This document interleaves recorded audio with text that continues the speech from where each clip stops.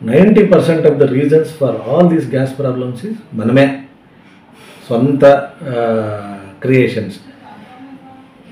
ఇప్పుడు తీసుకోండి, if you go to some countries they don't cook, they eat out side food. ఇక్కడ ఇండియాలోనే తీసుకోండి, 40% to 60% of software people don't cook. పొద్దునే లేసి ఏదో ఒకటి కలుపుకొని తాగేసి వెళ్ళిపోతారు. ఆఫీస్లో they give you free lunch. వాడు ఎక్కడ చేస్తాడంటే ఇవ్వనికి తెలియదు. 100 మందికి వాడు లంచ్ చేసి పెట్టాలంటే వాడు ఎంతమందిని ఎంప్లాయ్ చేయాలి?